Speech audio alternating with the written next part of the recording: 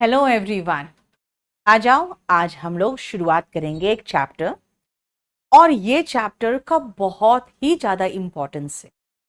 लेकिन मैं हमेशा एक ही चीज़ सजेस्ट करती हूँ कि जब भी आप मुझसे पढ़ना शुरू करो तो सबसे पहले एक बेसिक कॉन्सेप्ट्स और एक मैं लोड करती हूँ जो नए बैचेस है उसमें टेंस, तो वो थोड़ा सा अपने स्पीड में पढ़ लेना, क्योंकि वो आपके सेंटेंस के स्ट्रक्चर को बनाने में हेल्प करता है। हालांकि जब मैं स्पोकन पढ़ाती हूँ तो मैं हमेशा एक ही चीज कहती हूँ कि सेंटेंस का स्ट्रक्चर सबसे इंपॉर्टेंट होता है, क्योंकि अगर आप स्ट्रक्चर बना लिए तो आप इंग्लिश बोलने के प्रोसेस में आ जाते हो।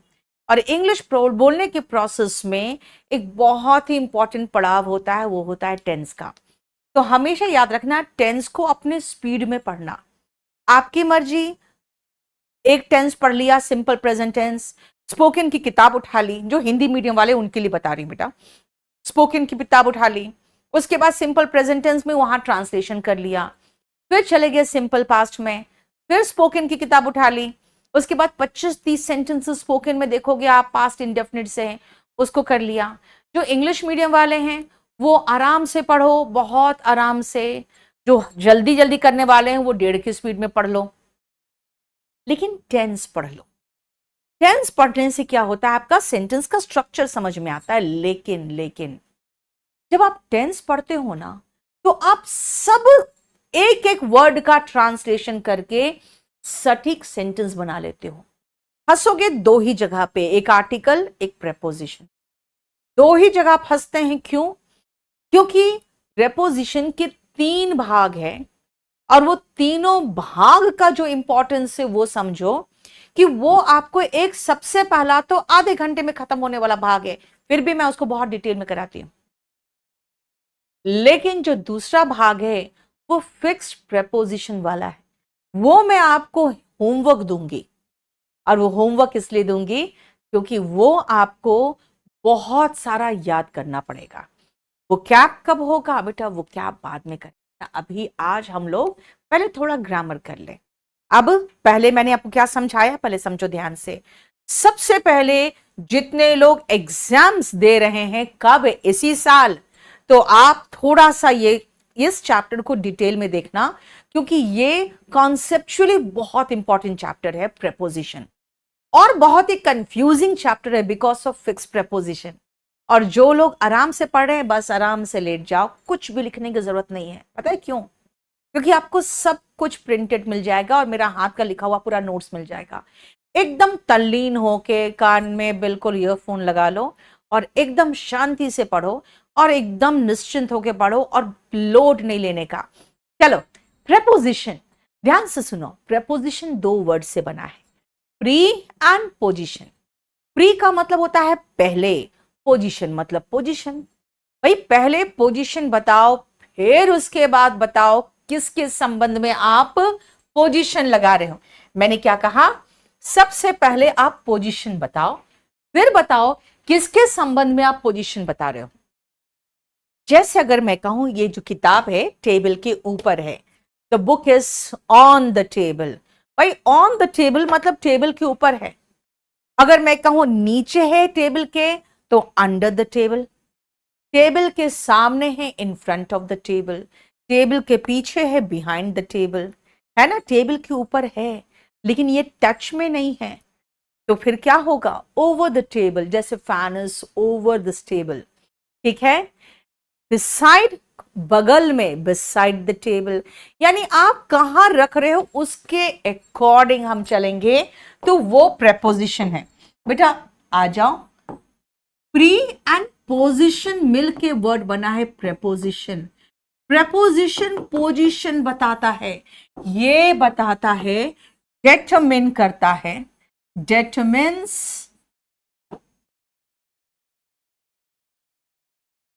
पोजिशन। जैसे अगर मैंने जो अभी आपको कहा और वही एग्जाम्पल लगा दूं, the book is on the table. जैसे मैंने कहा ऑन द टेबल, आपको समझ में आ गया कि भाई यही तो है जो पोजीशन बता रहा है ना।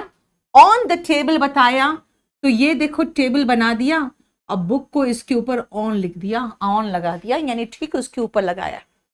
लेकिन जैसे मैंने कहा ऑन द टेबल, बेटा ऑन के बाद क्या आया है? द आर्टिकल के साथ आता है, आर्टिकल नाउन के साथ आता है, नाउन लगाया। देखो अगर आप टेबल ही हटा दो और अगर बोलोगे कि टेबल के बदले में कोई प्रोनाउन लगा दीजिए, तो मैं कहूंगी भाई नाउन के बदले में प्रोनाउन आता है, और अगर नाउन हटता है तो आर्टिकल भी हटता है, और टेबल नॉन लिविंग है तो उसके साथ इट आएगा, the book is on it, है ना।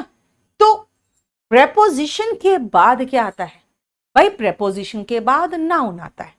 आप कहोगे नाउन के स्थान पर भी तो कुछ आता है, यस, प्रोनाउन आता है ना। तो प्रोनाउन और नाउन जैसा कुछ और भी होता है क्या? यस, जेरेंड होता है, जेरेंड भी नाउन होता है, वर्ब का आईएनजी फॉर्म जो नाउन का काम करता है। यानी हम यही लिख ले कि कोई भी प्रेपोजिशन की अगर बात करते हो तो प्रेपोजिशन, अब हम PREP लिखेंगे प्रेपोजिशन की जगह पे, ठीक है।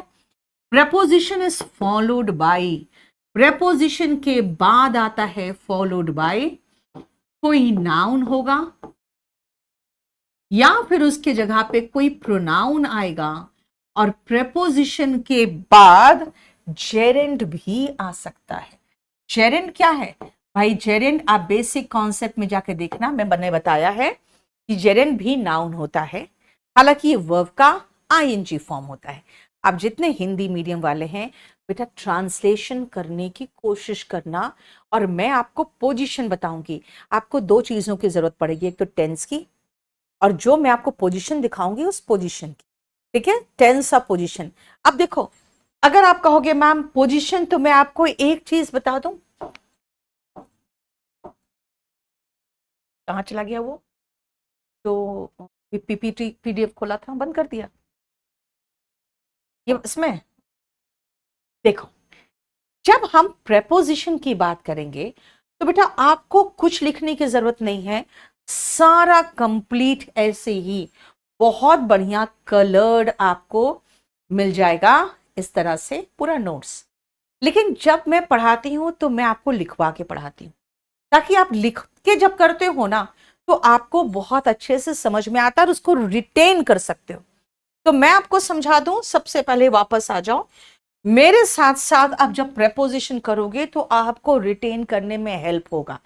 सुनो ध्यान से, ये देखो जब हम पोजीशन की बात करते हैं तो अगर कोई चीज के ऊपर कोई चीज है ऐसे रखा हुआ तो ये ऑन है, और कोई चीज किसी चीज के ऊपर तो है लेकिन टच में नहीं है तो ये ओवर है।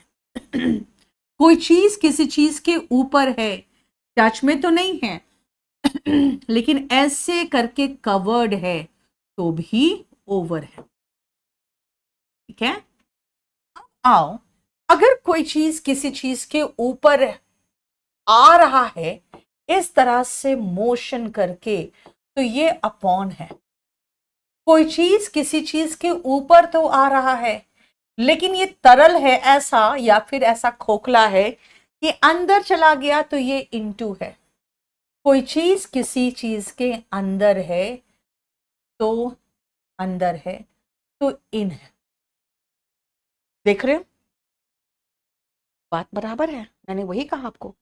देखो मैं दिखा रही हूं किसी चीज के ऊपर ऑन, ऊपर है, ओवर है, इस तरह से, ठीक है। किसी चीज के अंदर आ गया तो इनटू, किसी चीज के ऊपर आके टिक रहा है तो अपॉन। तो ये सब कुछ है, लेकिन मैं आपको समझा रही हूं, उसको अब समझो कैसे बनाना है बेटा। हम आपको grammar, vocabulary, filling the blanks, sentence arrangement, cloze test, passage सब करवाएंगे यार।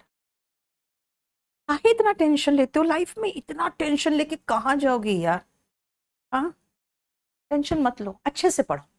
नेक्स्ट सुनो, अगर कोई चीज किसी चीज के इस तरह से पैरेलल जा रहा है, इस तरह से, तो अलोंग। किसी चीज के इस पार से इस पार निकल गया तो ऐसे निकल गया ना, अंदर ही अंदर से, तो ये थ्रू है, ठीक है। समझ में आ रहा है? राइट। नेक्स्ट इस पार से इस पार ऐसे क्रॉस कर गया आप, चाहे इधर भी एक तरफ से और दूसरी तरफ इधर भी हो, तो ये है अक्रॉस। याद रखना, जब इस पार से उस पार क्रॉस कर गए हो आप, तो क्या है ये? अक्रॉस। किसी चीज के बगल में है, बगल में हो तो बिसाइड। ठीक है, समझ में आ रहा है? तो देखो, फिर से वापस चलो। देखो, अक्रॉस इस पार से उस पार निकल गया, ठीक है। उसके बाद इस तरह से पैरेलल है तो अलोंग, फिर देखो अंदर ही अंदर होके इधर से निकल गया तो थ्रू। राइट। नेक्स्ट आओ, दो के बीच में, अगर मैं सिर्फ दो के बीच में कह रही हूं तो ये बिटवीन होता है। दो के बीच में बिटवीन, लेकिन है बीच में ही, लेकिन दो से अधिक के बीच में है। ये बहुत इंपॉर्टेंट, याद रखना। दो से अधिक के बीच में, when there are more than two, अधिक के बीच। जो हिंदी नहीं समझ रहे हैं, कोई जरूरत नहीं आपको लिखने का, वहां सारा लिखा हुआ है और सब कुछ आपको समझा दूंगी मैं। दो से अधिक के बीच होता है among। समझ में आ रहा है? देखो, दो से अधिक के बीच among, ये सेकेंड लाइन है और आपको थर्ड लाइन भी अलग कर दिया मैंने। फिर सुनो, के सामने, एकदम के सामने है, के सामने होता है इन फ्रंट ऑफ। कुछ कुछ चीजें हैं, एकदम सीधा हिंदी से समझो। के पीछे, किसी चीज के पीछे है तो बिहाइंड। के विरुद्ध हो आप, किसी चीज के विरुद्ध हो, अगेंस्ट। आप किसी चीज से टेक लगाकर खड़े हो, सहारा लेकर, तो अगेन है अगेंस्ट। किसी चीज के समक्ष, के समक्ष, जैसे कोर्ट के समक्ष पेश हुआ तो बिफोर। ये देखो, फीलिंग आ रही है चारों तरफ से बंद है, अंदर ही अंदर घुसे पड़े हुए हैं। इनसाइड, के अंदर, इनसाइड। ठीक है।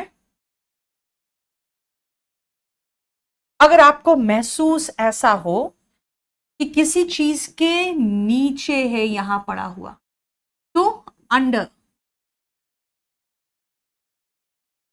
देखो, फिर से देखो ध्यान से, के सामने, इन फ्रंट ऑफ, ये अंदर एकदम बंद सा महसूस कर रहे हो, इनसाइड। ठीक है। उसके बाद मैंने कहा अगेंस्ट, जैसे टेक लगाकर है। समझ में आया? बताओ, क्लियर? अब आओ, अगर मैं किसी की तरफ जा रही हूं तो टूवर्ड्स, के तरफ, टूवर्ड्स। अगर ऊपर जाता हुआ महसूस हो, हालांकि ये एडवर्ब भी है, तो अप। नीचे जाता महसूस हो तो डाउन। और ऊपर जा रहे हैं लेकिन एक लेवल तक जा रहे हैं तो अप टू। ये देखो, अप, डाउन एंड किसी चीज के लेवल तक है अप टू। ठीक है, समझ में आ रहा है? अगर कोई चीज ऐसे घूम गया किसी चीज के चारों तरफ से, ऐसे जा रहे हो, फिर ऐसे घूम रहे हो, फिर ऐसे घूम जा रहे हो, फिर ऐसे घूम जा रहे हो, तो आपको ये फीलिंग आएगा अराउंड में। दो गाड़ियां लगी हुई है मान लो, और उसके बीच में आपने अपनी बाइक खड़ी कर दी है, तो ये इन बिटवीन है, ये इन बिटवीन है। समझ में आ रहा है? मोहन भाई, अभी जो मैं पढ़ा रही हूं पहले वो पढ़ो, और आपको जितने क्वेश्चंस पूछने हैं आप एक काम करना, क्लास खत्म होने के बाद नीचे कमेंट कर देना, सारा हम लोग जवाब दे देंगे अच्छी तरह से। ठीक है, क्लियर हुआ? कोई चीज है उसके नीचे आपको महसूस हो रहा है ऐसे कोई चीज जो एकदम दबा हुआ, उसके ठीक नीचे एकदम घुस के दबा हुआ लग रहा है, तो आपको इसके लिए वर्ड आएगा बीनीथ या फिर अंडरनीथ। ये देखो, ये सब है जो पोजीशन बता रहा है। ठीक है, समझ में आया? अब मैं यहां पे इस तरह से लाइन बना, इधर और इधर, दोनों हिंदी का इंग्लिश मैंने बताया हुआ आपको। ये देखो, दो के बीच में इन बिटवीन, के तरफ जा रहा है तो टुवर्ड्स, के तरफ टुवर्ड्स, ऊपर जाता हुआ अप, नीचे आता हुआ डाउन, किसी ऊपर जा रहा है लेकिन एक लेवल तक, अप टू। ठीक है, किसी चीज के नीचे एकदम टच लग रहा है, बीनीथ और अंडरनीथ, और के चारों तरफ घूम रहा है तो अराउंड, राइट। और नेक्स्ट देखो, मान लो कोई मार्क है, ऐसा कोई मार्क बना दिया मैंने, ऐसा कोई मार्क बना दिया, ये कोई लेवल है, कोई स्टैंडर्ड है, इसके ऊपर है तो अबव, इस स्टैंडर्ड के इस लेवल के नीचे है तो बिलो। याद रखना। आप कहोगे मैम ये अंडर भी है, बेटा अंडर कोई चीज के नीचे होता है। मैं ये जो मार्क की बात कर रही हूं, ये जो मार्क है, याद रखना, ये जो मार्क है हमारा, ये इस मार्क को मैं कह रही हूं, या तो ये कोई लेवल है, या कोई मार्क है, या कोई स्टैंडर्ड है। इसके ऊपर होता है तो अबव, और इसके नीचे होता है तो बिलो। देखो ध्यान से, ये एक मार्क या स्टैंडर्ड या लेवल है, उसके ऊपर अबव, उसके नीचे बिलो। अब जरा सारा आप देख लो, जितने पोजीशन है वो मैंने आपको समझा दिया है। इन पोजीशन में कोई प्रॉब्लम नहीं है। लिखो पहले नो मैम, फिर मैं आगे बढ़ूंगी।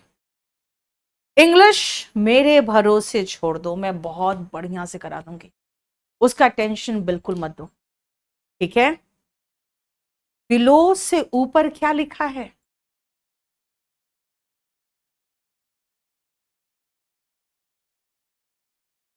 बिलो के ऊपर, ये किसी चीज के ऊपर है तो अबव, किसी के बिलो है तो नीचे। ये किसी क्या है, कोई भी लेवल हो, मार्क हो या स्टैंडर्ड हो, उसके ऊपर अबव, उसके नीचे बिलो। रुक जाओ, अभी मैं आपको बहुत सारा प्रैक्टिस करा दूंगी, एकदम समझ में आ जाएगा। क्लियर? अब सुनो, अब आप ये जो दिए हुए हैं ना, ये सारा हम लोग करेंगे, और इन सब में आपको कितने सेंटेंस है? 50 सेंटेंस में, इनमें आपको समझ में आ जाएगा, ये सारे पोजीशन बहुत अच्छे से समझ में आ जाएगा। चलो, अभी जितना मैंने पोजीशन बताया है, उन्हीं पोजीशन को इस्तेमाल करके 1 से लेकर 8 तक करिए, और मैं आपका बिल्कुल सारा कंफ्यूजन क्लियर कर दूंगी। एक ने पूछा है अंडरनीथ और अंडर में क्या फर्क है? बेटा अंडरनीथ आपको ठसा हुआ, नीचे दबा हुआ महसूस होगा, अंडर किसी चीज के नीचे। ठीक है, गौरव रोहिला, बेटा एक आध दिन चलता है डेमो, उसके बाद नहीं। बीनीथ और अंडरनीथ दोनों सेम है। कैसे प्रैक्टिस करूं? बेटा प्रैक्टिस के लिए बहुत सारा, जब भी कोई चैप्टर खत्म करूंगी मैं, उसके बाद पूरा प्रीवियस या क्वेश्चंस उसका उसी के साथ लोड हो जाता है। इन बिटवीन, बिटवीन और इन बिटवीन में क्या फर्क है? हम दोनों के बीच में बिटवीन है ना, कुछ सामान रखे हुए हैं, उसके बीच में इन बिटवीन। बिटवीन दो के बीच में परस्पर, बिटवीन और एमंग बताएंगे, रुको।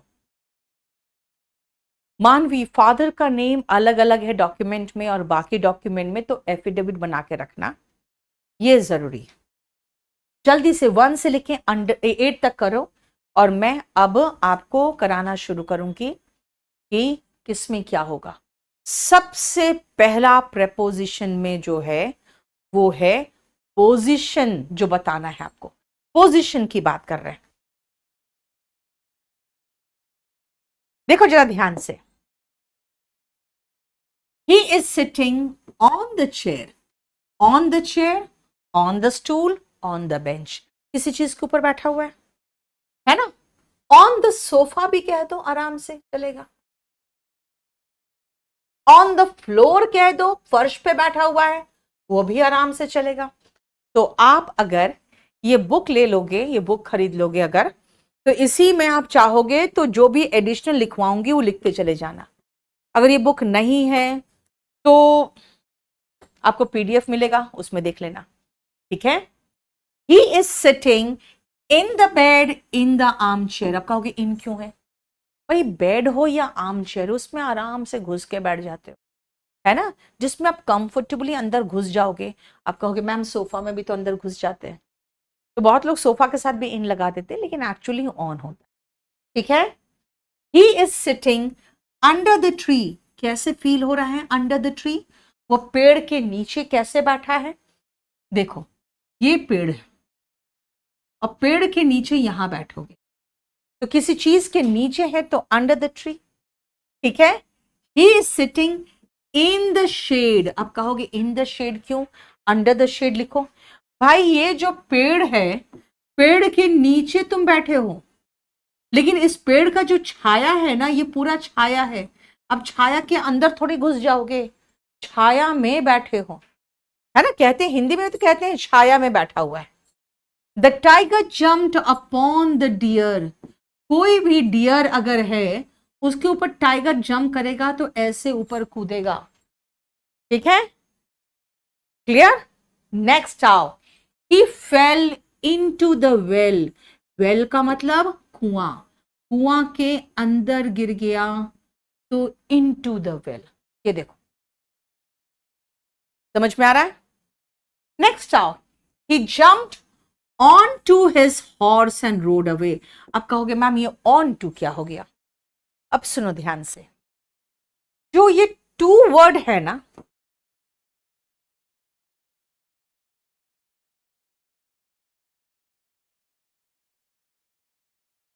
जो टू वर्ड है, ये आपका डेस्टिनेशन यानी आपका गंतव्य बताता है, डेस्टिनेशन बताता है ये।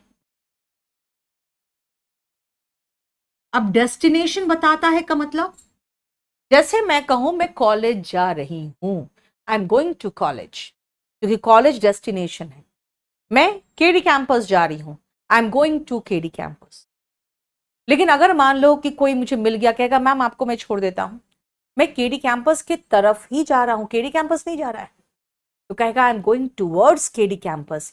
याद रखना, टू डेस्टिनेशन बताता है और जो टूवर्ड्स वर्ड है ना, वो डायरेक्शन बताता है। क्योंकि उस व्यक्ति ने मुझे कहा कि मैं केडी कैंपस की तरफ ही जा रहा हूं, आपको छोड़ दूंगा। वो मुझे रोक के गाड़ी पूछेगा मैम कहां जा रहे हो, तो मैं कहूंगी I am going to KD campus. तो वो कहेगा I can drop you, I am going towards KD campus. यानी टूवर्ड्स डायरेक्शन बताता है और टू डेस्टिनेशन गंतव्य बताता है। ये हो गया आपका, सॉरी, ये हो गया आपका टू और टूवर्ड्स का डिफरेंस। अब आते हैं ऑन टू क्या है। बेटा ऑन का मतलब हो गया इसके ऊपर, और टू मतलब हो गया इसके तरफ जा रहा है। कोई चीज किसी चीज के ऊपर जा रहा है, उसी पे टिके रहने के लिए तो ऑन टू वर्ड आता है, ठीक है। यहां पे हम ऑन टू लगाएंगे, क्योंकि अपॉन में थर्ड लॉ ऑफ मोशन तो काम करता है, कोई चीज किसी चीज के ऊपर गिरता है तो, ठीक है। एक सेकंड रुकना बेटा।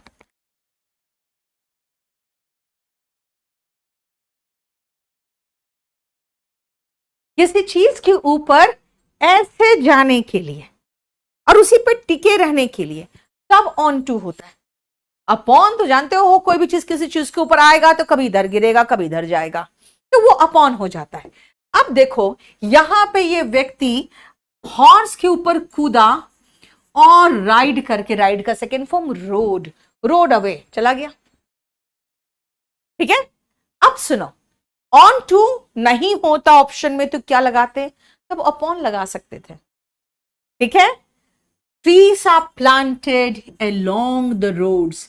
आप देखते हो ये रोड है, रोड में यहां पे ट्रीज प्लांटेड है, यहां पे ट्रीज प्लांटेड है, तो अलोंग का मतलब हो गया पैरेलल, ठीक है, अभी और एग्जांपल्स करा देंगे, पहले तो हम ये पूरा खत्म कर ले, इसमें क्या होगा, सारा बेसिक कॉन्सेप्ट खत्म हो जाएगा, फिर मैं आपको कुछ और भी करा दूंगी जो बचेगा। ठीक है, चलो। केडी 05 का स्टूडेंट है, वाह, बड़ा पुराना स्टूडेंट आया पड़ा है आज, वेरी गुड। चलो जल्दी बताओ, 9 से लेके 16 तक देखो, ये बैच नंबर 66 का डेमो है। बैच नंबर 66 में आपको हम बहुत प्रॉपर तरीके से टेंस बता देते हैं कि भाई ऐसे से पढ़ लो, और ये देखो प्रेपोजिशन है, टेंस आने पर भी प्रेपोजिशन मिस्टेक करोगे क्योंकि आपको पोजिशन समझ में नहीं आया तो। चलो, यस बेटा, डिग्री ऑफ इग्नू वैलिड है, सारे एग्जाम्स वैलिड है, आपको पता है ना, जितने भी मान्यता प्राप्त यूनिवर्सिटीज है कहीं से भी आप ग्रेजुएशन कर लो, है ना, 40% भी आएगा तो भी वैलिड है। प्लीज तैयारी करो बढ़िया से। मैं हट जाती हूँ सामने से, लो, हाँ, मुझे ही हटा दो, करे अब। बबीता, बैच लिए हो लेकिन क्लास नहीं चल रहा बेटा, क्लास चल रहा है, बैच में क्लास चल रहा है, हमारे ऐप में भी क्लास चल रहा है, और क्योंकि एक आध डेमो चलता है यूट्यूब में तो वो भी चल रहा है। चलिए देखिए ध्यान से, ही वॉक्ड डैश द रोड, आप कहोगे मैम ऑन द रोड, बेटा ऑन द रोड तुम खड़े होते हो, जब चलते हो तो ऑन द रोड नहीं चलते हो, अलोंग द रोड चलते हो। आप कहोगे नहीं मेरे पैर तो जमीन पर पड़े हैं, तब भी आपका मोशन अलोंग द रोड है। He walked along the road, on the road आप खड़े होते हो, चलते हो अलोंग द रोड। मेरे पास आओ, कम टू मी, जब आप बुलाते हो किसी को कि मेरे पास आओ, कम टू मी, लेकिन जाने का नहीं, बुलाती है मगर जाने का नहीं, नहीं भैया, बहुत खतरा है, पग पग पे खतरा है, देख नहीं रहे हो? सोनम बेवफा है, फिर से सोनम बेवफा निकल गई। बहुत पहले, मुझे लगता है कुछ नहीं तो करीबन 8-9 साल पहले, एक 10 का नोट वायरल हुआ था, उसमें लिखा आता था सोनम, उसमें लिखा था सोनम गुप्ता बेवफा है, और वो इतना वायरल हो गया था कि सब जगह था सोनम गुप्ता बेवफा है। गुप्ता तो नहीं लेकिन निकली बेवफा, लेकिन जो निकली है वो सोनम ही है।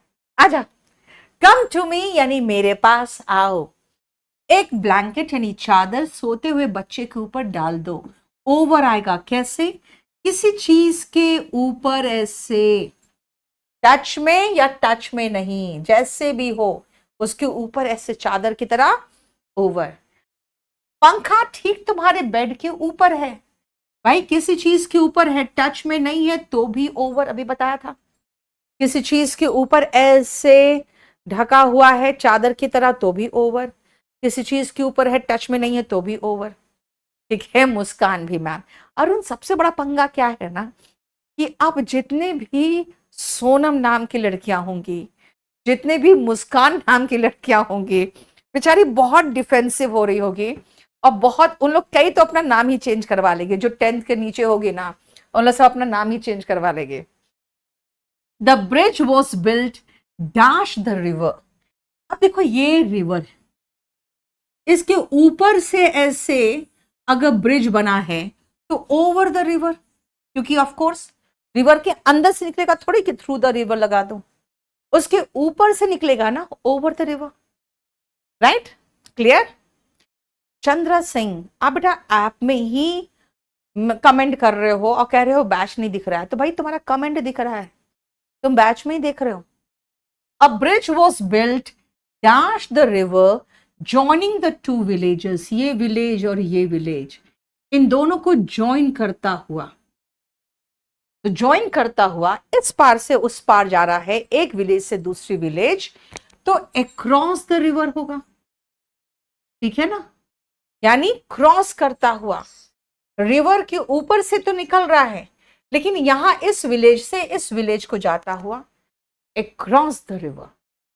The train passed through the tunnel, tunnel होता है सुरंग, सुरंग के अंदर से, आपको ये सुरंग महसूस हो रहा होगा, और उसके अंदर से ऐसे ट्रेन निकल रही है।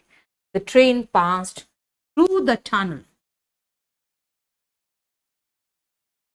He ran dashed the dense forest to his village. Dense चारों तरफ से पेड़ ही पेड़। Through the dense forest, एक पार से दूसरी पार, across the dense forest, यानी यहां पे हम थ्रू यानी से होके गुजरता हुआ, या इस पार से उस पार कोई एकदम बहुत घना जंगल, डेंस का मतलब घना होता है, ठीक है, होके गया कहां, अपने विलेज को। 16 में दोनों चलेगा, थ्रू एंड अक्रॉस दोनों चलेगा, ठीक है। गीतांजलि, ये इसका नोट्स कहाँ मिल जाएगा? इसका नोट्स आपको इस बुक में मिलेगा। आप चाहो इस बुक को खरीद सकते हो, और अगर आपने बैच लिया है तो आपके बैच में पीडीएफ डल जाएगा। लेकिन पीडीएफ में एक चीज है, अब जैसे मान लो मैं आपको इस तरह का कुछ बना के देती हूँ कि अलोंग द रोड, अक्रॉस, सुरंग, टनल का मतलब सुरंग, तो आप चाहो तो अपने बुक में भी लिख सकते हो, और जब मैं लिखवा के करवाने लगूं तो लिखना शुरू कर दो, क्योंकि कुछ चीजें होती हैं जो लिख के ज्यादा समझ में आएगा। अब मैं सेम एग्जाम्पल यहां पर है, सेम एग्जाम्पल लिखवाऊंगी, क्यों लिखवाऊंगी? कुछ अलग एग्जाम्पल्स। चलो 17 से लेकर 25 तक देखो, 17 से 25 तक। बेटा ग्रेजुएशन का रिजल्ट आपका आ जाना चाहिए जो आपके नोटिफिकेशन में दिया हुआ है, ठीक है, देख लो।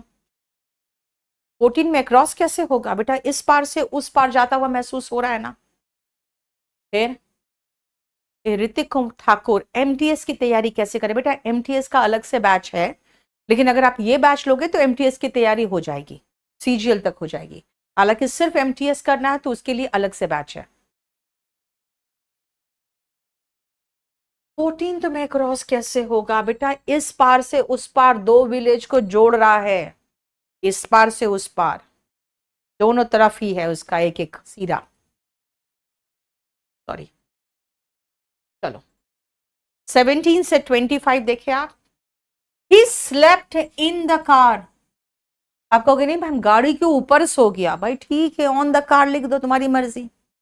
गाड़ी के अंदर सोया, इन द कार, ये इंपॉर्टेंट नहीं है।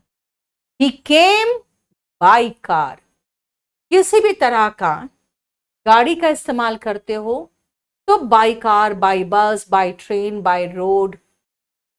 इनफैक्ट पैदल की अगर बात करोगे तो ये ऑन फुट होता है, ऑन फुट पैदल। और एक ईडियम भी है, शैंक्स पॉनी। कई बार आप शैंक्स पॉनी के जगह पे शैंक्स मेयर भी देखोगे, है ना। घोड़े को कहते हैं हॉर्स, फीमेल को उसकी मेयर, और घोड़े के बच्चे को पॉनी। शैंक्स पॉनी मतलब पैदल, ऑन फुट मतलब पैदल, by car, by bus, by train, by road, by air. In fact by bike और बाय स्कूटर भी होता है, लेकिन कई बार आप बोलते हो कि भाई स्कूटर पर बैठ के मैं आया, तो वहां पे आप ऑन बाइक कह सकते हो, है ना। He was coming on the scooter, on the bike, तो उसमें आपको फीलिंग आता भाई उसके ऊपर बैठा। लेकिन अगर आप मोड ऑफ ट्रांसपोर्ट की बात करोगे तो यहां भी बाई चलेगा आराम से। Birds live in trees, in nests, दोनों के साथ, ट्रीज और नेस्ट दोनों के साथ आपका चला इन, है बोलो। हालांकि बुक में यहां पे ऑन दिया है, लेकिन बाई आराम से चलेगा। दिल्ली कहां है? यमुना के तट पर। ये तो सीधा सीधा हिंदी वाला है। द रिवर्स आर फ्लोइंग, कोई लेवल बताया था मैंने, किसी लेवल के ऊपर, क्योंकि इनसेसेंट का मतलब होता है लगातार।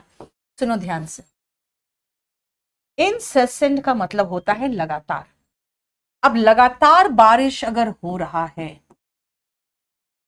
तो डेंजर लेवल के ऊपर पानी बहेगा ना, रिवर बहेगा, flowing above the danger level. हाँ, बारिश बंद हो जाए तो बिलो द डेंजर लेवल चल जाएगा। द स्नेक इज हाइडिंग, किसी जो ब्रिक्स वगैरह रखे होते हैं देखना, उसके नीचे छेद करके घुस जाते हैं स्नेक और रहते हैं, तो underneath the brick, beneath the brick. हाँ, ब्रिक के पीछे छिप गया तो बिहाइंड द ब्रिक, वो भी हो सकता है। तो बीनीथ, अंडरनीथ और बिहाइंड, ठीक है। अब ये पूछ रहा है कि भाई एक बात बता बेटा, पत्नी उसकी है ना, उनकी मर्जी नहीं, दिखाए दिखाए, तुम काहे को टेंशन में। तुम अपनी वाइफ लाओ और उसका घूंघट उठा के देखो कितनी सुंदर है। हाँ, अरे भैया कितनी बार समझाई हूं मैं, बेरोजगारों की शादी भी नहीं होती। जल्दी से जल्दी नौकरी लो और शादी करो, लेकिन शादी करने से पहले एक बार उसको अकेले बात कर लेना, प्लीज फॉर गॉड से।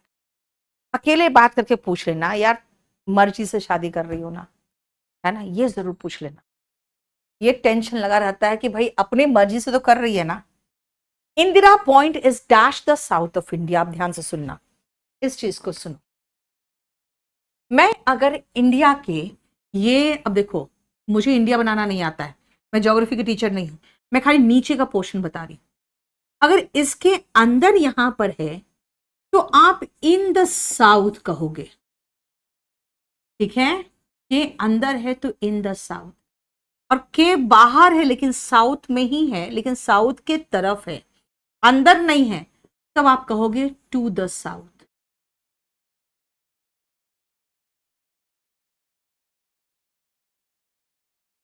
ठीक है, समझ में आया?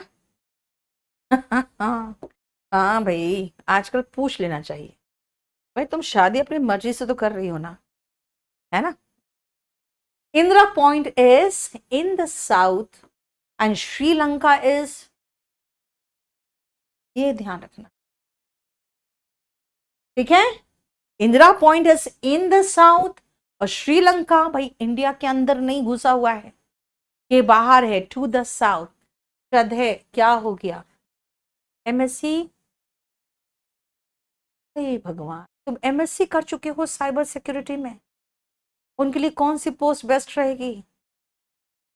एसएससी में जनरली आजकल जो सबसे पहला पोस्ट है, जो आजकल सबसे ज्यादा फेमस है, वो है एएसओ इन एमईए। उसके बाद आप देख सकते हो इनकम टैक्स इंस्पेक्टर, ठीक है। प्रोनाउंसिएशन पर उन्हें बता सकते हैं कि मैम सर प्रोनाउंसिएशन आप गलत कर रहे हो। हाँ यार, बता सकते हो, कोई भी। देखो जनरली बाकी सब्जेक्ट्स के जो टीचर्स है वो इंग्लिश तो नहीं पढ़ा रहे हैं, वो अपने सब्जेक्ट में ठीक है ना, बस काफी है ना, बाकी आप बता दो उनको। अब सुनो next, don't lean against the wall. सही तो है ना?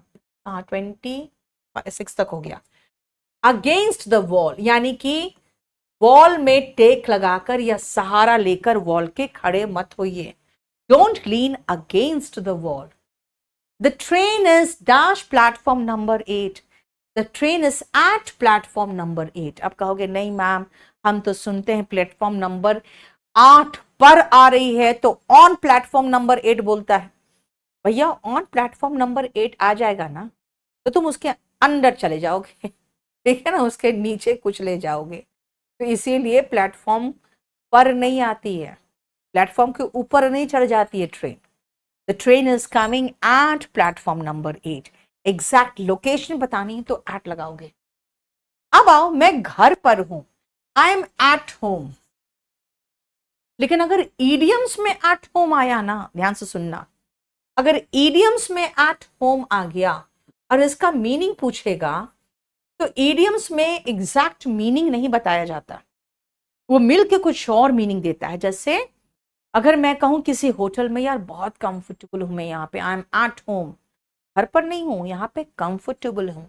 एट होम का मतलब कंफर्टेबल भी होता है, यहां पर एट होम का मतलब घर पर हूं वो बोल रही, लेकिन एट होम का मतलब कंफर्टेबल होता है। I M in office, he climbed up the tree, he climbed down the tree। अब सुनो, हिंदी में क्लाइंब का मतलब लिखा रहता है चढ़ना, ठीक है। क्यों? क्योंकि क्लाइंब का एक्चुअल हिंदी है ही नहीं। ऐसे ऊपर जाने का मतलब ऐसे ऐसे ऊपर जाना, क्लाइंब अप।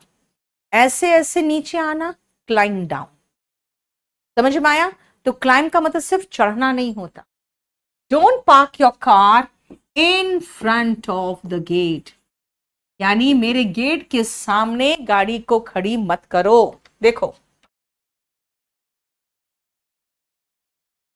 वो क्लाइंब किया ट्री के उस ब्रांच तक, यानी ये जो क्लाइंब किया है इस ब्रांच तक क्लाइंब किया है। he climbed up to that branch of the tree, उस ब्रांच तक क्लाइंब किया है। he climbed up to that branch of the tree. the police produced him, court के सामने नहीं भाई, कोर्ट के समक्ष। एकदम जैसे मैं कैमरा के सामने खड़ी हूं, आप कोर्ट के सामने जाके ऐसे खड़े होने की जरूरत थोड़ी है भाई, कहीं भी जाकर खड़े हो गए, जज ने देख लिया, अच्छा हो गया। Produced before the court. समझ में आया? ये वीडियो रिकॉर्डर नहीं है, क्या मतलब बेटा? ये रिकॉर्डेड नहीं है, ये लाइव चल रहा है। हैप्पी मीना, ये लाइव चल रहा है। बेस फॉर्म ऑफ वर्ब और फर्स्ट फॉर्म ऑफ वर्ब में क्या डिफरेंस है बेटा? अभी रुक जाओ ना, बाद में देखेंगे, ठीक है? सब कुछ पढ़ाऊंगी यार, टेंशन मत लो।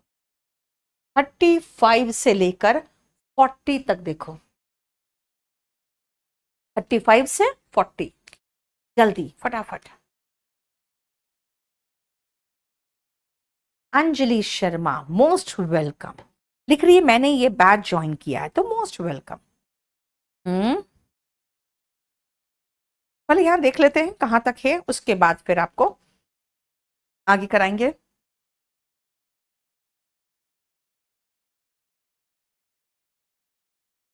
The protesters, tester O R होना चाहिए, assembled and marched dash the railway station, towards the railway station।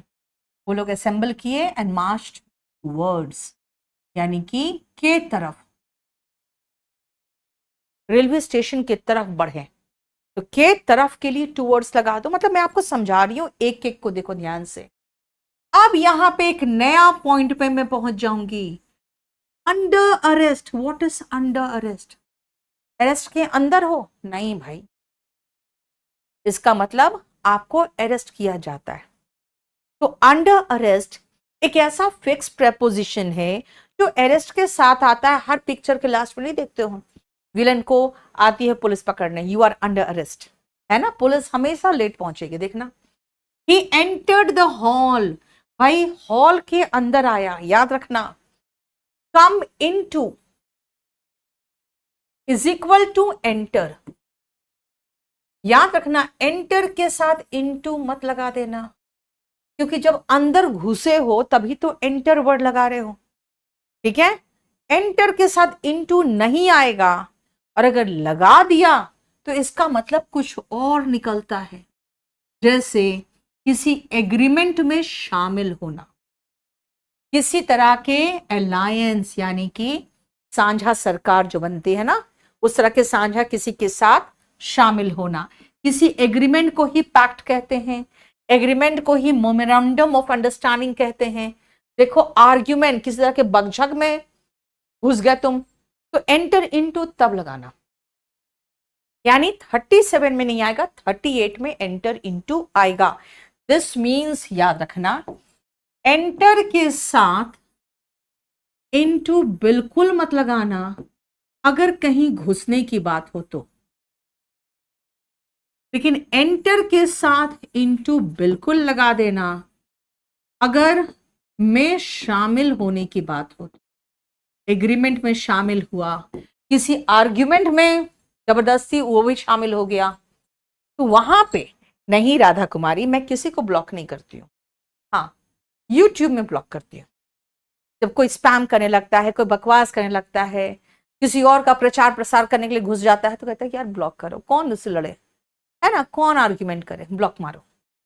Life में उन सबको ब्लॉक करो जो आपके प्रोग्रेस को हिंडर कर रहा है।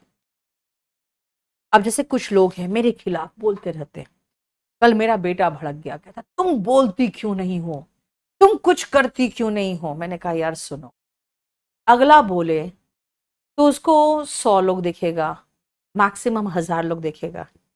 और अगर मैंने बोल दिया उसके खिलाफ कुछ, तो फिर लगेगा अच्छा किसको जवाब दे रही है नीतू मैम, फिर जाके उसको 2 लाख लोग देखेंगे। तो मैं किसी को जवाब देकर एक तो सबसे पहले अपना खून जलाऊं, अपना प्रोग्रेस को हिंडर करूं, है ना? नहीं तो क्या करना, आजकल इतना बढ़िया चीज बना है ब्लॉक मारना। हमारे समय में वो चीज ही नहीं था ब्लॉक करना, जिंदगी कोई हराम किए रहता था, ब्लॉक कर ही नहीं सकते, कैसे ब्लॉक करोगे? अब क्या है, व्हाट्सएप पे ब्लॉक करो, यूट्यूब पे ब्लॉक करो, फेसबुक पे ब्लॉक करो, इंस्टाग्राम पे ब्लॉक करो, जहां भी वो तुमको मैसेज कर रहा है सब जगह ब्लॉक कर दो, बस मामला खत्म। मेंटल पीस बहुत इंपॉर्टेंट है लाइफ में, है ना? बहुत इंपॉर्टेंट है, बिल्कुल यार, मेंटल पीस रखो। और एक बेचारा विकास कुमार, यार मर्दों में ना पूरा खौफ समाया हुआ है, मैम शादी करनी चाहिए कि नहीं करनी चाहिए? कर लो यार, अगर कोई अच्छी मिलती है तो, है ना? जबरदस्ती मत करना, एक बार पूछ लेना तुम रेडी हो ना शादी के लिए, राइट? यस, बात यही है। जो फेल्ड लोग हैं, जो फेमस नहीं है, वो किसी भी फेमस पर चिल्ला के खुद फेमस होना चाहते हैं। तो इसीलिए लाइफ में ज्यादा टेंशन मत लो, अगर कोई तंग कर रहा बस उसको ब्लॉक मारो, चिल मारो। ऐसे इतने झंझट है, इतने टेंशन है लाइफ में ना, कि एक्स्ट्रा टेंशन लेने की जरूरत नहीं। किसी के साथ दिल मिल रहा है और आपका दिल उसके लिए बेकरार हो रहा तो समझ में भी आए। अब जिसको ना आप जानते हो ना चाहते हो, ना वो आपके लाइफ में इंपॉर्टेंट है, वो कुछ बोल दिया तो आप टेंशन में, यार मारो ब्लॉक, चिल मारो, फिर आ जाओ वापस। सुनो, अब अगर आप कहोगे ठीक है एंटर के साथ इनटू लगाएंगे तो गलत हो जाएगा, अगर कहीं अंदर जाने की बात है तो एंट्री के साथ भी तो इनटू नहीं आना चाहिए, चलेगा यार? मैंने एंटर के साथ इनटू मना किया, एंट्री के साथ इनटू चलेगा यार? अगर मैंने कहा किसी वर्ब के साथ कोई प्रेपोजिशन नहीं आता तो ठीक है, मैंने वर्ब के साथ प्रेपोजिशन मना किया है, तो फिर नाउन के साथ प्रेपोजिशन मैंने थोड़ी मना किया। इस हॉल के अंदर आपकी एंट्री बैंड है, entry into this hall is banned. Yes बेटा, यूपीएससी का कंपल्सरी इंग्लिश कराती, ठीक है? आ जाओ। Children can get free education up to the age of 14। Up to मतलब बचपन से लेकर यहां इस 14 साल तक, बस। यानी कि नीचे से लेकर एक पॉइंट तक, अप टू, ठीक है? हिमांशु भैया आप भी मत करना शादी बेटा, हिमांशु की तो अब जल्दी से जल्दी जॉब लग जाएगी। और यूपी बिहार वालों के साथ ये पंगा है कि जॉब लगते ही रिश्तों की बाढ़ आ जाती है। तो बाढ़ आ जाए तो अच्छा है यार, शादी कर लेना, लेकिन लड़की वालों से, लड़की से पूछना अकेले में, बोला कि मैं अकेले में लड़की से बात करना चाहता हूँ। कोई पूछे काहे भाई, बोलना बस बात करना चाहता, बस एक ही बात पूछना है, शादी तुम्हारी मर्जी से हो रही है कि नहीं, बस। द अर्थ मूव्स ऐसे ऐसे गोल अराउंड द सन। मैं टेररिज्म के खिलाफ हूं, I am against terrorism. Against यानी कि के विरुद्ध, ठीक है बेटा? अराउंड ज्योग्राफी के बुक में राउंड हो गया, चलेगा यार। A tree fail dash the railway line, ये रेलवे लाइन है, ट्री यहां से इधर गिर गया, अब इधर है इसका ऊपर का भाग, इधर गिरा हुआ, तो अक्रॉस द रेलवे लाइन, इस पार से उस पार। आप कहोगे ऑन द रेलवे लाइन, भाई ऑन द रेलवे लाइन गिर जाए तब भी पंगा, अक्रॉस गिरे तो पूरा ही पंगा, है ना? The matter is dash the jurisdiction of the court. देखो, किसी कोर्ट के क्षेत्राधिकार में पड़ता है तो अंडर द जुरिस्डिक्शन, और अगर कोर्ट कह दे भाई ये केस आप यहां फाइल नहीं कर सकते हो, ये जाके हाई कोर्ट में फाइल करो, यानी मेरे क्षेत्राधिकार से बाहर की बात है ये, बियॉन्ड द जुरिस्डिक्शन, के अंदर अंडर द जुरिस्डिक्शन, के बाहर बियॉन्ड द जुरिस्डिक्शन। ये लड़की इस लड़के से बेहतर है, बेटर दैन। लेकिन IOR में खत्म होने वाले सारे एडजेक्टिव्स के साथ टू आता है, ये एडजेक्टिव का भी पोर्शन है। Senior, junior, prior, superior, inferior, जो भी IOR में खत्म होता है, ठीक है। लेकिन अगर आप दो यूज कर रहे हो तो बेटर के साथ दैन यूज करो और सीनियर के साथ टू यूज करो। आपको दोनों दोनों इस्तेमाल करना पड़ेगा।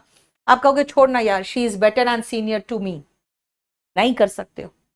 अगर अलग अलग प्रेपोजिशन आ रहा है तो दोनों प्रेपोजिशन लगाइए, एक प्रेपोजिशन से काम नहीं चलेगा। समझ में आया? सिट ऑन द सोफा, अभी बताया था। The PM went to the US, भाई डेस्टिनेशन बताना है, कहां गए, टू द US, ठीक है। राज प्रताप, छोड़ यार उसको भी, वो बाद में करेंगे, बेस फॉर्म और फर्स्ट फॉर्म। अच्छा, लास्ट क्वेश्चन इसका, the bus is heading towards the town, बस किधर जा रही है, टाउन के तरफ। ये हमारा जो पोजीशन वाला था ना वो पूरा खत्म हो गया। बैच में कमेंट अनुराधा भारती बिल्कुल दिख रहा है यार, ठीक है। 46 में हिम नहीं होगा बेटा, 46 में ही होगा। अच्छा, सीनियर के साथ हिम होगा, 45 में ही होगा, ठीक है। सीनियर के साथ प्रोनाउन का ऑब्जेक्ट फॉर्म आता है बेटा, वो अलग चीज है। प्रोनाउन को यहां पर मत देखो, प्रोनाउन के बारे में प्रोनाउन में बताऊंगी। एडजेक्टिव जैसे भी सीनियर जूनियर सब लिखवाया, वो आप एडजेक्टिव में पढ़ोगे, जो चीज जहां है वहां देखो। नेक्स्ट आते हैं made of and made from. Made of and made from, again मैं आप लोग सबको एक ही चीज कहना चाहूंगी, बेटा आपको जैसे पढ़ना है वैसे पढ़ो। बस खाली एक छोटी सी चीज याद रखना कि टेंस पढ़ लेना, टेंस 2-3 बार पढ़ लेना, क्योंकि टेंस बहुत इंपॉर्टेंट चैप्टर है। अपने स्पीड में पढ़ना, लेकिन बहुत अच्छे से पढ़ लेना, ठीक है। हाँ श्रद्धे राज, यार बहुत बुरा हुआ नहीं।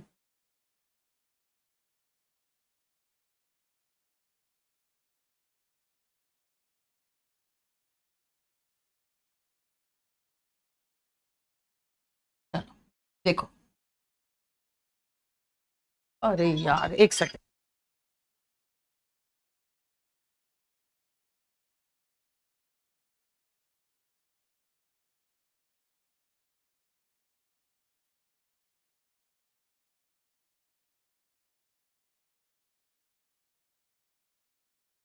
The table is made dash wood. दूसरा, bread is made dash flour. बेटा FLOUR फ्लोर नहीं होता, फ्लावर होता है, फ्लावर। चलो अब मुझे बताना किसमें क्या होगा, जल्दी बताना तो किसमें क्या होगा।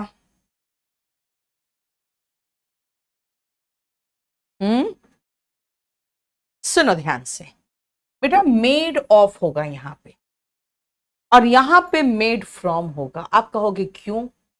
एक बात बताओ, टेबल को जब देखते हो तो आपको लकड़ी साफ दिखता है, लेकिन जब आप ब्रेड देखते हो तो आपको पता नहीं चलता है कि क्या चीज से बना है। सबसे पहले तो गेहूं हुआ, फिर उसके आटा पीसे गए, फिर उसमें से निकाला गया मैदा, फिर उससे बना ब्रेड। इसका मतलब है कि आपका ये पूरा फॉर्म चेंज हो गया ना। दोनों का मतलब है से बना हुआ, दोनों का मतलब है से बना हुआ, लेकिन जब फॉर्म चेंज हुआ, ऐसे याद रखो ना, form from, form from, when form changes तो हम फ्रॉम यूज करते हैं, मेड फ्रॉम। हालांकि दोनों का मतलब होता है से बना हुआ, ठीक है। Form changes, made from. The टेब, अरे सॉरी यार, सॉरी, ये क्या लिखा है मैंने, टेबल इज होगा ना यार, टाइपिंग मिस्टेक है ना। चलो समझ में आ गया, made of and made from, clear. Next आओ,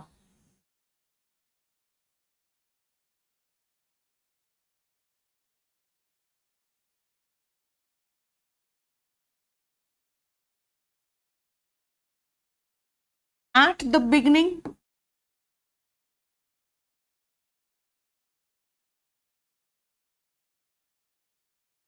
and in the beginning.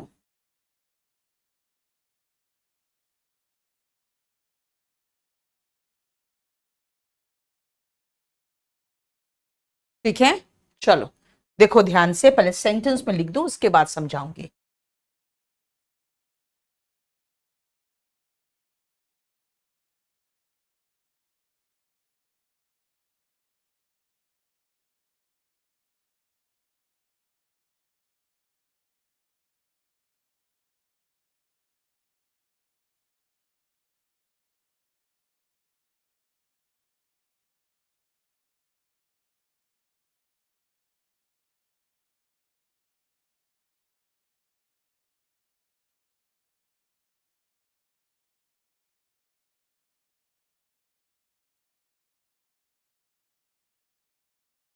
यहां पे क्या होगा बताना।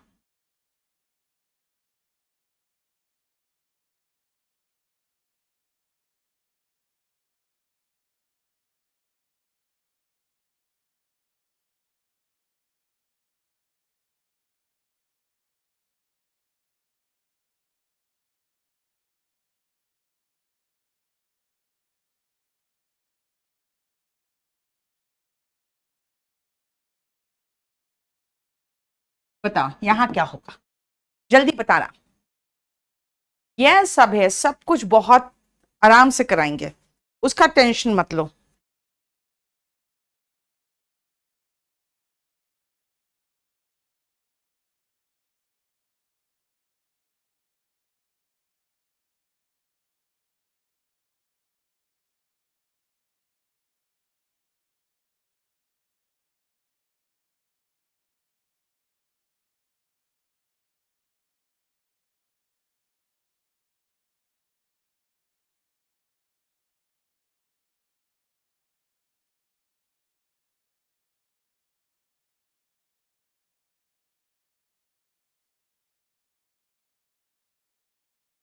Yes, very good. सुनो बेटा ध्यान से देखो, क्या कर रही हूं मैं। ये रहा एट द बिगनिंग, यहां पे होगा इन द बिगनिंग। ठीक है, मैंने पहले लिख ही दिया था, फिर क्या पूछूं आपसे। एट द बिगनिंग, आप कहोगे एट द बिगनिंग क्या? एकेडमिक ईयर के शुरुआत में, at the beginning of the academic year, picture के शुरुआत में, साल के शुरुआत में, लाइफ के शुरुआत में। यानी आप अगर के शुरुआत में बोलना चाहते हो, किसके शुरुआत में दे दिया है मैंने, के शुरुआत में, तब आपको देना पड़ेगा एट द बिगनिंग। लेकिन अगर आप कहोगे शुरू शुरू में रिलेशन बहुत अच्छा था उनका, शुरू शुरू में रिलेशन बहुत अच्छा था, तो आप इन द बिगनिंग लगाओगे। इन द बिगनिंग का मतलब हुआ शुरू शुरू में। अब किसके शुरू में नहीं दिया है, किसके शुरू में, बस खाली कर रही हूं मैं शुरू शुरू में, यानी कि इनिशियली, इसका मतलब है इनिशियली। याद रखना, इनिशियली का मतलब है अल्टीमेटली का एंटोनिम। अल्टीमेटली क्या है? अल्टीमेटली वही नेक्स्ट है, इन द एंड। ये इन द एंड का मतलब होता है अंततः, यानी अब मैं करूंगी at the end and in the end, at the end और इन द एंड। ये देखो,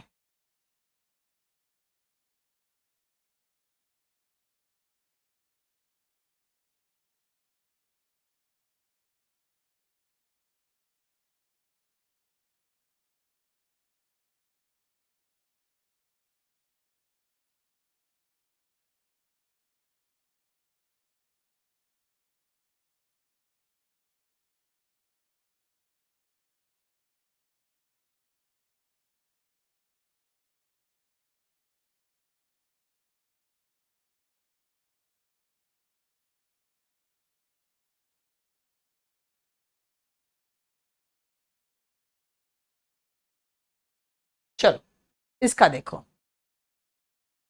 पिछली अपलोड नहीं हो, देखो तो कल का क्लास अपलोड नहीं हुआ है बेटा। क्लास नोट्स में वो कैब नहीं है।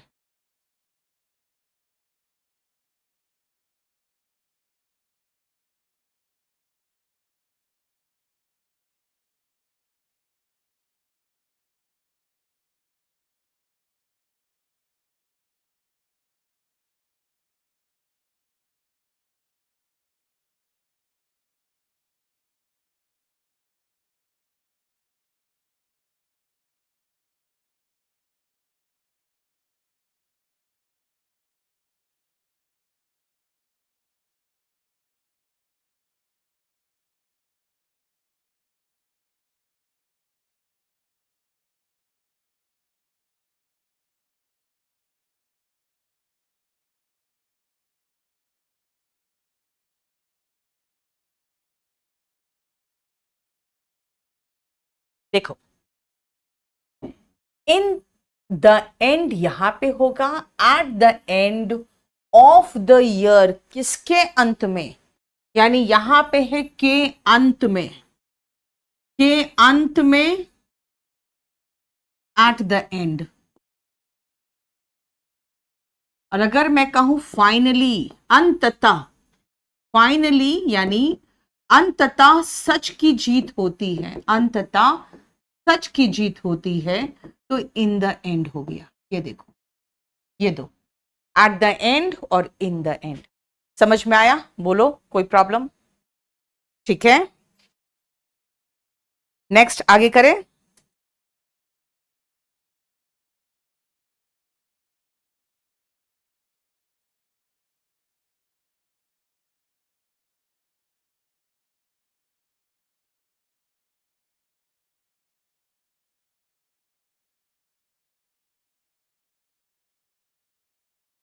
Change of and change in.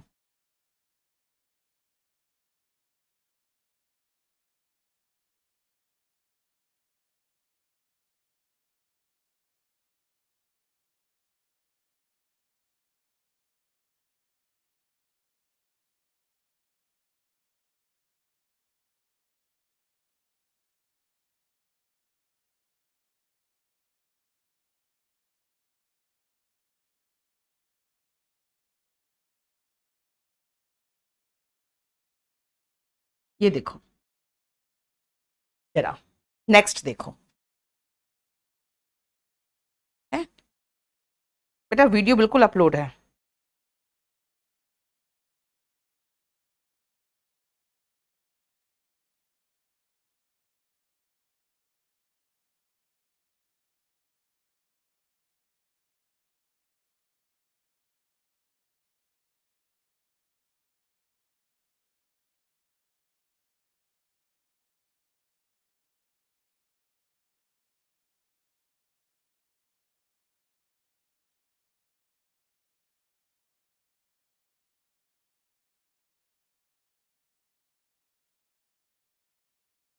A change of place is advisable.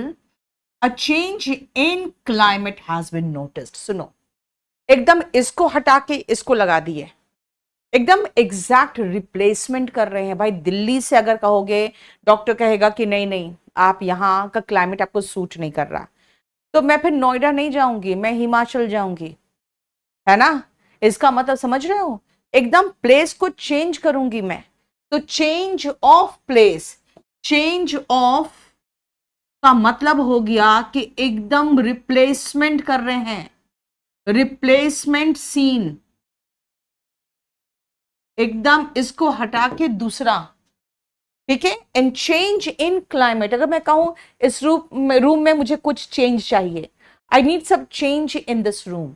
Change in replacement नहीं है, उसमें थोड़ा मॉडिफिकेशन होगा, थोड़ी सी आपको इस चीज को हटा के उस चीज लगा दिए।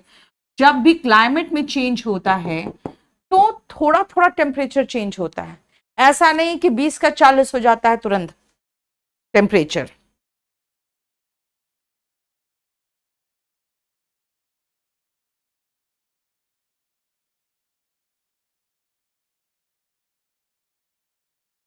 क्लियर? बोलो कोई प्रॉब्लम यहां तक?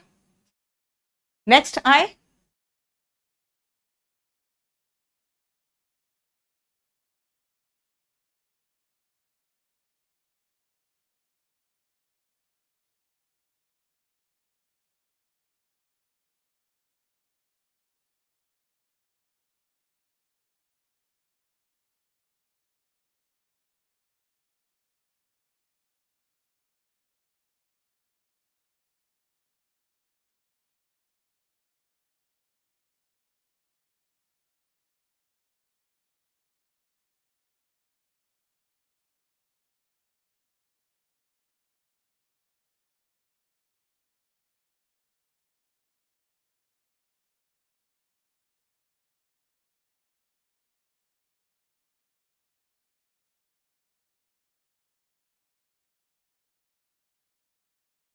अब आओ, taste for and taste in. Book number, page number बेटा ये चल रहा था 344, 345, यहीं पर है हम लोग। क्लियर? देखो ध्यान से, I have taste for music होगा। जब भी आप टेस्ट के साथ फॉर लगाओगे ना, उसमें आपकी इंटरेस्ट है, आपकी लाइकिंग है, आपको पसंद है, ठीक है ना? तो टेस्ट फॉर का मतलब हुआ लाइकिंग। लेकिन भाई अगर लता मंगेशकर की मैं बात करूं तो उनको एक्सपर्टीज था यार, उनको हर चीज में बहुत बारीक नॉलेज था। अगर म्यूजिक की बात करोगे तो टेस्ट इन एक्सपर्टीज, टेस्ट इन एक्सपर्टीज। देखो, बोलो समझ में आया? देखो जरा,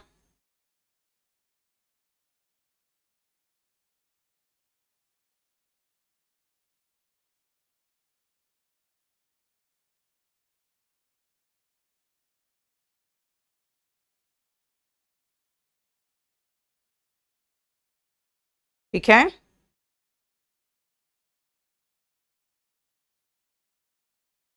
बोलो कोई प्रॉब्लम? चलो अब मैं चलती हूं आपको कुछ सेंटेंसेस के थ्रू, मैं आपको कराऊंगी कि कुछ फ्रेजल वर्ब्स की तरह होते हैं, जहां पे आप प्रेपोजिशन लगाते हो तो मीनिंग चेंज कर जाता है, ठीक है? अब देखो बेटा, अंश सिंह, कर्सिव हैंडराइटिंग तो करना ही पड़ेगा। हिंदी मीडियम वाले भी 2-3 साल के बाद उनको भी स्मॉल लेटर कैपिटल लेटर के बीच में डिफरेंस सिखाया जाता है। अगर आप कहोगे नहीं कर्सिव हैंडराइटिंग मुझे समझ में नहीं आती है, तो सबसे पहले ABCD स्मॉल एंड कैपिटल सीखो, ठीक है?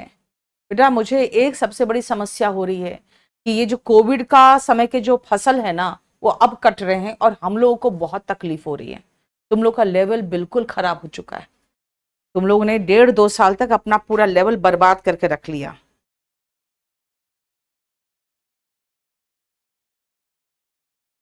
चलो अब मैं आपको देती हूं आगे कुछ फिलिंग द ब्लैंक्स, देखो उसके बाद समझ में आएगा आपको।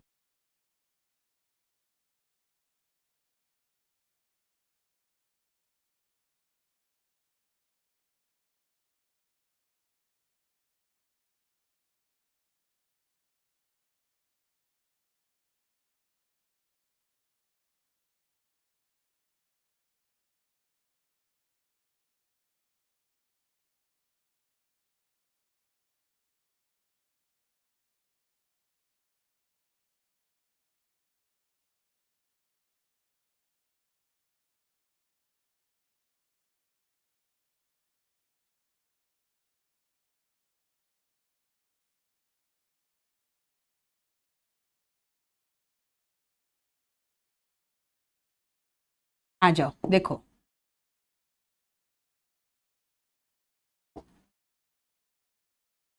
मैं सबका मीनिंग बताते जाऊंगी और बगल में प्रेपोजिशन, सही प्रेपोजिशन लगाऊंगी और फिर मीनिंग बताऊंगी, ठीक है? सुनो ध्यान से। He counted dash the eggs, यहां पे कुछ नहीं आएगा, क्योंकि अगर सीधा खाली आप काउंट का सेकेंड फॉर्म लगाए हुए हैं, मैंने इसलिए कहा टेंस पढ़ लो जाकर ठीक से, टेंस कम से कम 2-3 बार रिवाइज कर लो। काउंट का मतलब होता है गिनना। उसने अंडों को गिन लिया, you can count on me. अब काउंट ऑन का मतलब क्या होता है? काउंट ऑन का मतलब होता है भरोसा करना, भरोसा करना, यानी कि रिलाई। काउंट ऑन का मतलब भरोसा करना यानी कि rely. He resigned from his job. Resign के साथ अगर आप फ्रॉम लगाओगे, इसका मतलब होगा से त्यागपत्र देना, से त्यागपत्र देना। And he resigned himself to his fate. उसने अपनी किस्मत के आगे हथियार डाल दिया, कुछ नहीं कर सकते, किस्मत की फूटी हुई है। अब सुनो, रिजाइन के साथ एक तो आप ये सेल्फ वाला वर्ड लगाओगे, himself, herself, yourself, according to subject. जैसे ही है तो हिमसेल्फ आया, यानी कोई भी सेल्फ वाला, तो मैं वन सेल्फ लिख देती हूं, ठीक है ना। टू, इसका मतलब क्या है? नहीं कर सकते, किस्मत ही फूटी हुई है। बेमन से ही सही, लेकिन स्वीकार कर लेना। Accept reluctantly. रिलक्टेंट का मतलब पूछता है एग्जाम में, याद रखना। रिलक्टेंटली, रिलक्टेंटली, इसका मतलब होता है बेमन से ही सही, लेकिन स्वीकार कर लेना। राष्ट्र प्रताप, मैं कह रही हूं बार बार, वॉल्यूम 1 में ग्रामर एंड वोकैब दोनों है, क्लास नोट्स में सिर्फ ग्रामर है। और क्लास नोट्स की बुक अगर आप खरीद लोगे तो आपको कम से कम लिखना पड़ेगा, ज्यादा लिखने की जरूरत नहीं पड़ेगी। ये चीज है, ये फैसिलिटी होगा क्लास नोट्स खरीदने से आपको, बस। ठीक है, नेक्स्ट। कितना कर दिया हमने? देखो 4 सेंटेंस समझ में आ गया। 5वां सेंटेंस में आऊं मैं अब।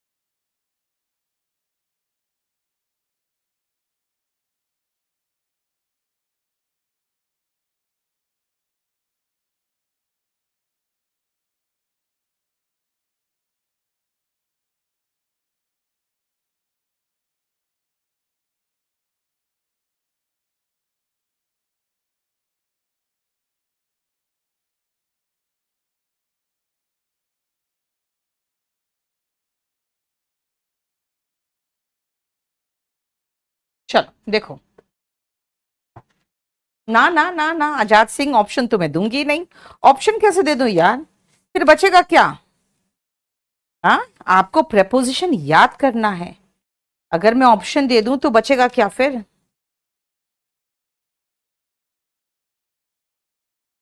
344 45 वगैरह में बेटाइए।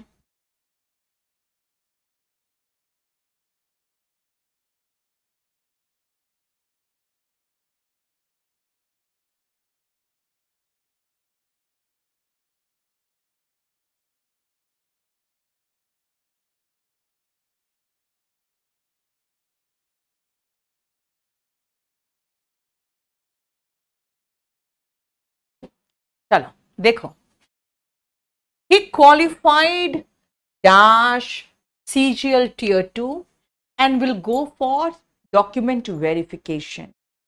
ठीक है, सुनो, he qualified टीयर 2 पास करने के बाद अब डॉक्यूमेंट वेरिफिकेशन पे ही जाते हो। यानी अगर क्वालिफाई है, सीधा खाली क्वालिफाई, इसका मतलब है कि आप पास कर गए। लेकिन if you pass tier 1 you will qualify for tier 2। Tier 1 pass करोगे तो टीयर 2 के लिए एलिजिबल हो जाओगे ना, तो आप क्वालिफाई फॉर करोगे। क्वालिफाई फॉर क्यों करोगे? क्वालिफाई फॉर क्यों करोगे भाई? बोलोगे कि हम अब एग्जाम देने जाएंगे टीयर 2, उसके लिए एलिजिबल हो गए। यानी एलिजिबल होना, if you become eligible for then you qualify for. अगर आप रघुवीर, सब कुछ दिख रहा है मुझे बेटा, बकवास नहीं, और अगर आप पास करोगे तो आप क्वालिफाई करोगे। जैसे आप टीयर 2 दिए, पास कर गए, आप क्वालिफाई कर गए। टीयर 1 दिए, पास कर गए, तो आप टीयर 2 के लिए क्वालिफाई कर गए। देखिए, क्वालिफाई फॉर का मतलब होता है उसके लिए एलिजिबल हो जाना। नेक्स्ट आओ, this cup comes free of cost. बेटा फ्री के साथ अगर ऑफ दिखाई दिया तो ये मुफ्त में मिल गया आपको, और फ्री के साथ फ्रॉम दिखाई दिया, फ्री के साथ फ्रॉम दिखाई दिया तो वो मुक्त है। मुक्त, मुफ्त मतलब पैसे नहीं लग रहे, और मुक्त का मतलब हो गया कि बुराइयों से मुक्त। देखो, बुराइयां है ना, वाइसेस मतलब बुराइयां। तो फ्री के साथ ऑफ लगाना अगर मुफ्त की बात हो, फ्री के साथ फ्रॉम लगाना अगर मुक्त की बात हो। ठीक है, ओरिएंटेशन देख बेटा, आप बच्चों को है ना, जब सेशन शुरू होता है ना तो स्कूल वगैरह कॉलेज एक ओरिएंटेशन प्रोग्राम रखता है, ताकि आपको बताया जा सके कि किस तरह से आपका ओरिएंटेशन होना चाहिए पढ़ाई के लिए। ठीक है, नेक्स्ट आओ, ही सफर्ड ह्यूज लॉस। अगर सफर के साथ कोई प्रेपोजिशन नहीं है तो ये झेलने की बात है, बहुत हैवी लॉस हुआ उससे, तो क्या करें? ही सफर्ड ह्यूज लॉस। एंड अगर बीमारी से आप ग्रस्त हो तो सफर फ्रॉम का मतलब क्या हुआ? से ग्रस्त, सफर फ्रॉम, से पीड़ित। बुखार से पीड़ित हो तो कहोगे he is suffering from fever. समझ में आया? यू डेंट अंडरस्टैंड पीयूष, इसमें क्या है ऐसी चीज जो आपको समझ में नहीं आ रहा है? भाई प्रेपोजिशन चेंज करते हैं तो मीनिंग चेंज होता है, यही तो समझा रही हूं मैं। अब इससे आसान कैसे करूं मुझे बता दो। हम्म, बोलो, तुम ही बता दो। बेटा मैं जितना करा रही हूं बस उसी को करोगे, उससे ज्यादा दिमाग खराब करने की जरूरत नहीं है।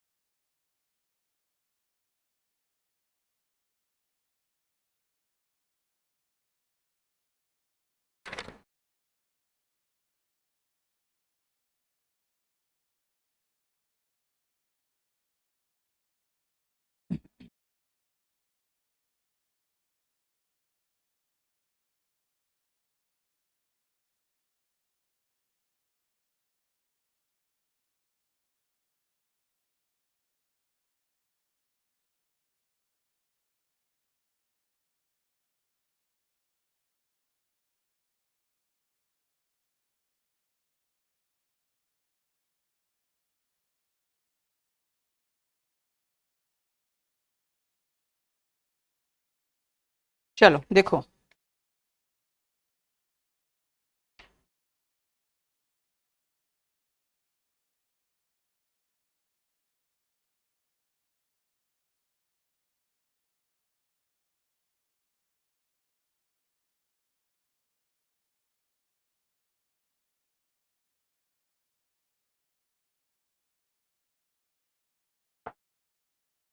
use of for and to once, for and to, Kaushal, for इसके लिए, लेकिन ऐसे है, I am going to the airport, I am leaving for the airport, leave के साथ फॉर आता है, गो के साथ टू आता है, तो अलग अलग है। चलो सुनो, अगर आप पार्टेक का सेकेंड फॉर्म देखोगे तो पार्टुक होगा, यानी हम वर्ब का फर्स्ट फॉर्म की बात करेंगे, टेंस के अकॉर्डिंग चेंज करना है, आपको पता ही है।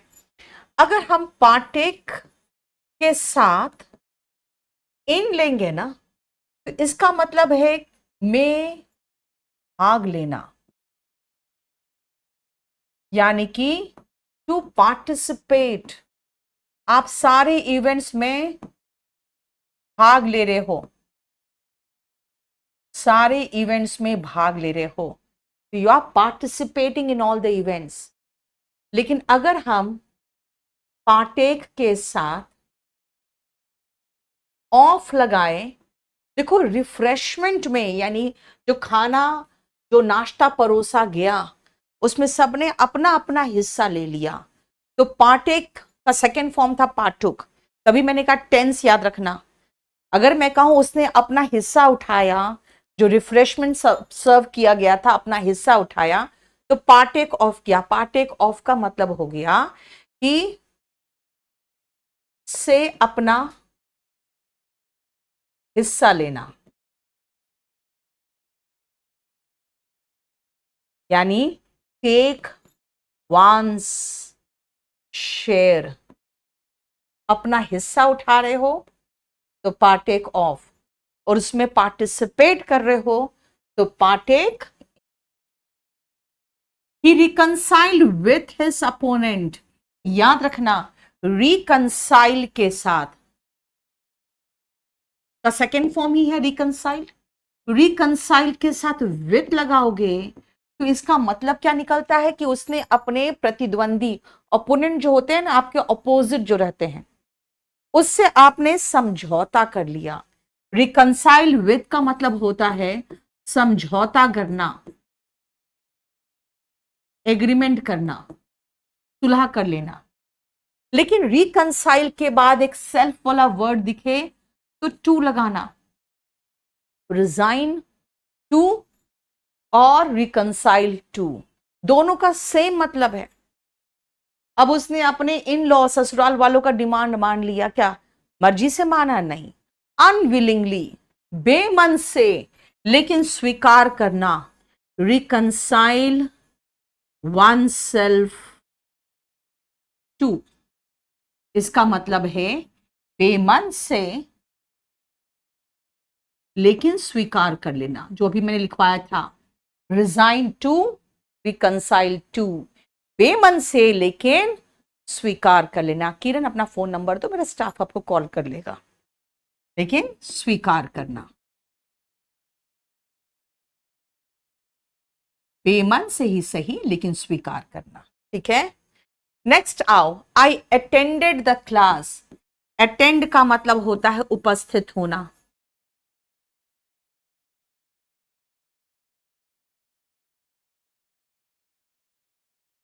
और she attended to the patient.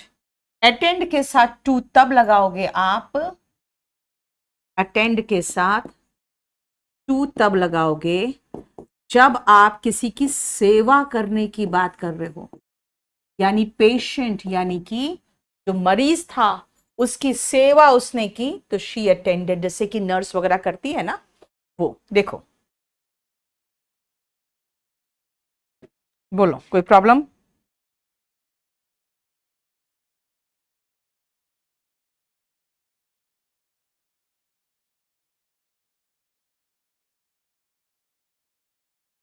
तो ये कुछ कुछ ऐसे कंफ्यूजिंग है जो प्रेपोजिशन के कारण हम कंफ्यूज कर जाते हैं, मीनिंग कुछ और निकलता है। आप जानते हो एक पोर्शन ऐसा है जिसको एक्चुअली इंग्लिश, जो जिनका फर्स्ट लैंग्वेज इंग्लिश है ना, वो तो कभी पढ़ते ही नहीं है। क्यों? क्योंकि वो रॉन्ग प्रेपोजिशन से। तो कहोगे रॉन्ग प्रेपोजिशन पढ़ाने की जरूरत क्या है? भाई रॉन्ग प्रेपोजिशन ऐसा प्रेपोजिशन होता है जो आप यूज नहीं करना चाहिए, क्योंकि आप हिंदी से इंग्लिश ट्रांसलेट कर रहे होते हो, इसीलिए वो गलत करते हो आप। क्योंकि आपकी आदत होती है कि हिंदी में पर देखा तो इंग्लिश में ऑन लगाओगे, हिंदी में देखा तो इंग्लिश में इन लगाओगे। गलत है। ठीक है, नेक्स्ट पोर्शन क्या बताऊं मैं? हिंदी मीडियम वाले कैसे स्टडी करें? बेटा हिंदी मीडियम वाले सबसे पहले टेंस को 2 बार अच्छे से पढ़ लो।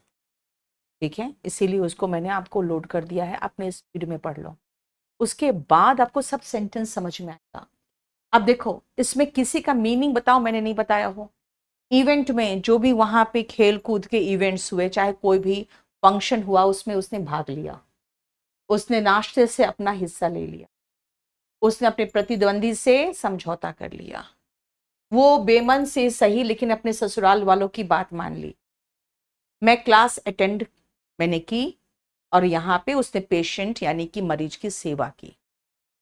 I attend all the classes. Manish all the classes बोलोगे क्योंकि आप सभी क्लास की बात कर रहे हो गया?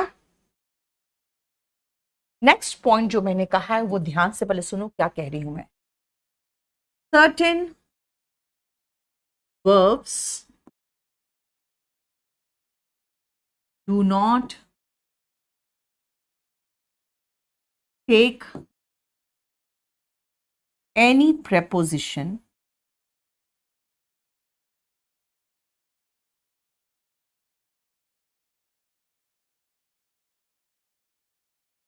ठीक है बेटा, एक बार टैप करो, नीचे वाला भी दिखेगा आपको। मैंने क्या कहा? कुछ वर्ब्स प्रेपोजिशंस नहीं लेते। तो फिर कहोगे फिर पढ़ा क्यों रहे हो? क्योंकि हम लिटरली हिंदी से इंग्लिश ट्रांसलेट करने के चक्कर में उनमें गलतियां करते हैं। क्या कहूं मैं? बट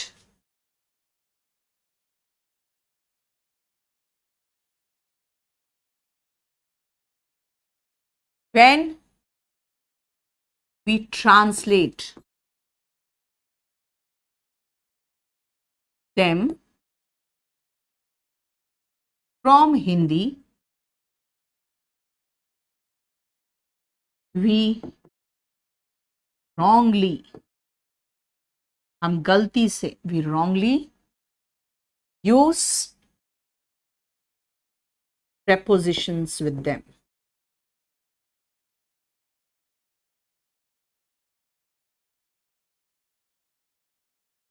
हम जब हिंदी से इंग्लिश ट्रांसलेट कर रहे होते हैं तो हम गलती से उनके साथ प्रेपोजिशन कर लेते हैं, जो कि गलत है।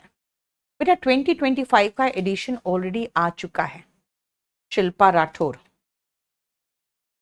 सोनू डाउट है तो बेटा डाउट लिख दो। टैप करना है बेटा, टेप नहीं करना, टैप करने पे।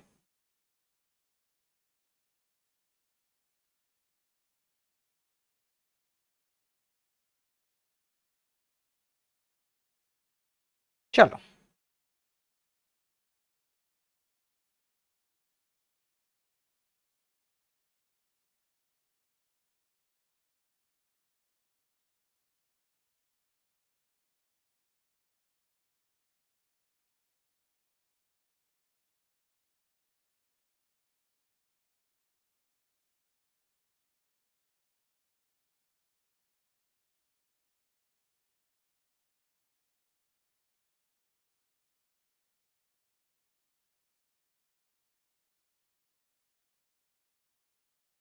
चलो मैं कहती हूँ एक चीज करती हूँ, मैं प्रेपोजिशन लगा ही देती हूँ जो आप लगाने वाले हो।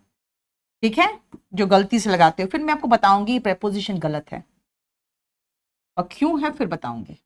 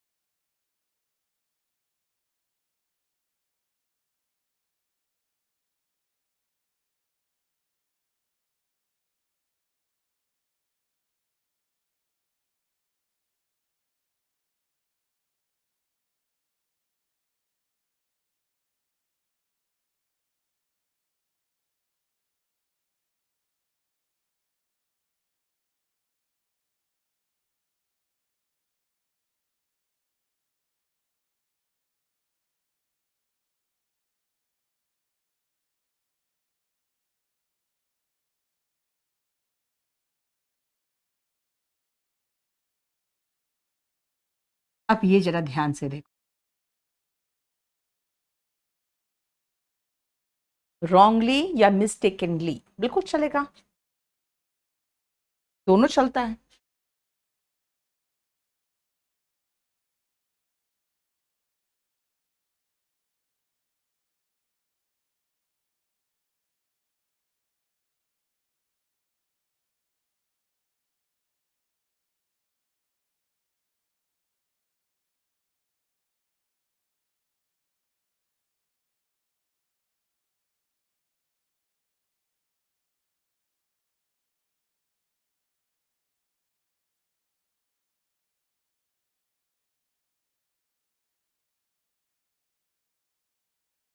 चलो ध्यान से, he signed on the cheque गलत है, क्योंकि हम लोग कहते हैं ना चेक पर साइन कर दो, तो साइन के साथ फिर ऑन लगा देते हैं, साइन के साथ ऑन नहीं आएगा। अब अवेटेड के साथ फॉर क्यों नहीं आएगा? ठीक है, साइन के साथ ऑन कोई प्रेपोजिशन नहीं है, लेकिन अवेटेड के साथ फॉर क्यों नहीं आएगा? ध्यान से सुनना बेटा, wait for is equal to await, wait for is equal to await, इसलिए अवेट के साथ फॉर नहीं आएगा। टोल्ड के साथ टू क्यों नहीं आता है? टोल्ड किसका सेकेंड फॉर्म है? टेल का। से टू मिल के टेल होता है, तो सेड टू मिल के टोल्ड होगा। अब सेड टू मिल के टोल्ड हो गया, तो फिर मैं टू कहां से लाऊं? अमेरिका ने इराक पर हमला कर दिया, भावना, यस सब पढ़ रही हूं बेटा मैं। पर हमला कर दिया तो अटैक के साथ ऑन आ गया, अटैक अगर वर्ब है तो ऑन नहीं लेता। पर हमला किया अमेरिका, अटैक्ड इराक। इन्वेस्टिगेट के साथ इनटू क्यों नहीं आया? क्योंकि इसका मतलब है पुलिस ने इस मामले की जांच की। जानते हो, लुक इनटू का मतलब होता है जांच करना, लुक इनटू का मतलब जांच करना, वही तो इन्वेस्टिगेट है, जांच करना। फिर मैं इन्वेस्टिगेट के साथ इनटू कहां से लाऊं? Look into is equal to investigate, तो फिर मैं इन्वेस्टिगेट के साथ इनटू कहां से लाऊं? ये देखो, क्लियर, समझ में आ रहा है? और मैं आपको एग्जैक्टली वही करा रही हूं जहां से क्वेश्चन आते हैं एग्जाम में, ध्यान रखना।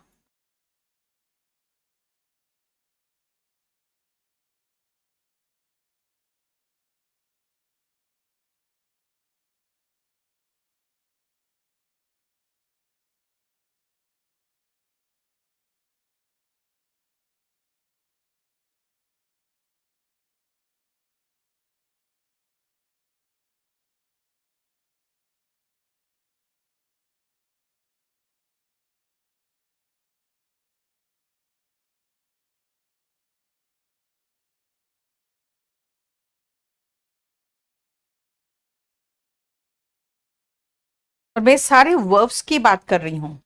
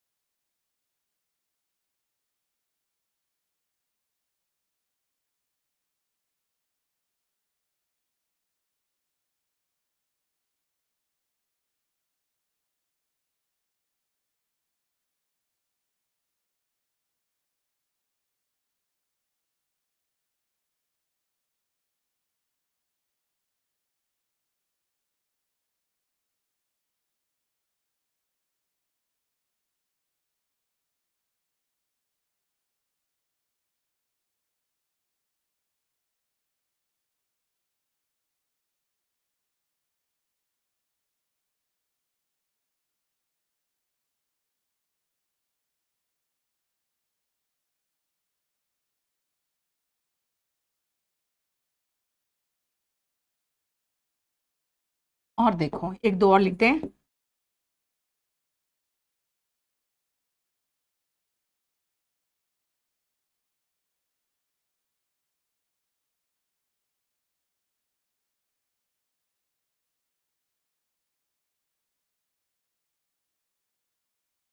पहले इतना देखो।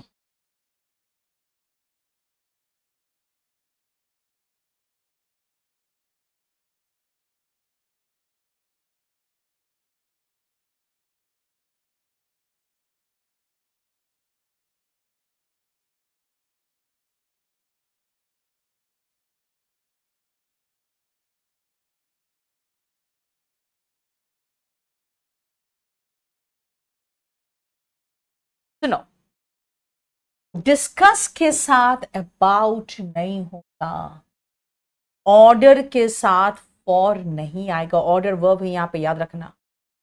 रीच अगर डेस्टिनेशन कर रहे हो तो एट मत लगाओ, यानी रीच के साथ हम अगर उस जगह की बात कर रहे हैं जहां पे हमको जाना है तो यहां पे कोई प्रेपोजिशन नहीं होगा। कंट्रोल अगर वर्ब है तो ऑन मत लगाओ। कहोगे नहीं हम तो बोलते हैं, अपने जुबान पर लगाम दो। भाई नहीं बोलते हैं इंग्लिश में, कंट्रोल के साथ ऑन नहीं आता। फिर कहते हैं नहीं हमने एक चाय के लिए ऑर्डर किया है। भाई एक चाय के लिए ऑर्डर नहीं किया है, यू ऑर्डर्ड क्या, a cup of T. Demand के साथ फॉर इसलिए नहीं आता क्योंकि आस्क फॉर का मतलब होता है demand. Ask for is equal to demand, मांग रखना, अपने अधिकारों की मांग की। रिजेंबल के साथ कोई प्रेपोजिशन नहीं आता। You look like your father, look like का मतलब है रिजेंबल।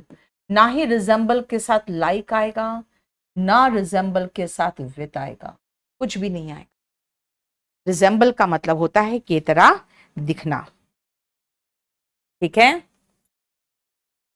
आयुष ने बहुत बढ़िया सवाल किया कि the control on the aeroplane was lost.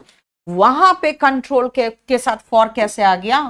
अब देखो इसके सवाल का जवाब दूंगी मैं।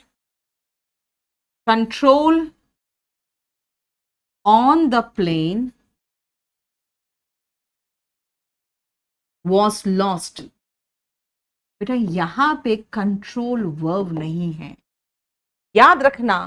हम जब कंट्रोल को वर्ब के रूप में लगाएंगे, मैंने आगे ही लिखा है आपको कि certain verbs do not take any preposition. अगर आप उसको नाउन के रूप में लगा दोगे तो मैं क्या करूंगी? मैं कुछ नहीं कर सकती हूं। ठीक है, कंट्रोल के साथ ऑन नहीं आएगा। कब? जब वो वर्ब के रूप में होगा। तो यहां पे बेटा ये नाउन है, प्लेन पर जो कंट्रोल था वो लूज हो गया, ये ऑन बिल्कुल चलेगा। बेटा याद रखना सब लोग, सीजीएल 2 मंथ्स का डेली क्लासेस जो शुरू होने वाला है वो मंडे से शुरू होगा। कल रात को 10 बजे हम लोग केडी लाइव यूट्यूब चैनल पे आके अपना अपना हमारा जो शेड्यूल है वो हम आपको एक्सप्लेन कर देंगे, अपने अपने शेड्यूल के बारे में डिटेल बता देंगे आपको। तो आप उसी के अकॉर्डिंग हर टीचर का क्लास कर लेना। वो सारे के सारे हमारे जो फाउंडेशन बैच वाले टीचर्स से वही आएंगे। ठीक है, अब आओ नेक्स्ट ध्यान से सुनना। ये था एक्चुअली वो वर्ब्स जिनके साथ कोई प्रेपोजिशन नहीं आना चाहिए और हम जबरदस्ती ले आते हैं। क्यों? क्योंकि हमारी आदत होती है। ठीक है, चलो एक और लिख लो, इंपॉर्टेंट है, बाकी और कुछ जरूरत नहीं। जैसे मैं कहूंगी कि मैं पूरा डिस्क्राइब कर दूंगी आपको क्या क्या पढ़ना है।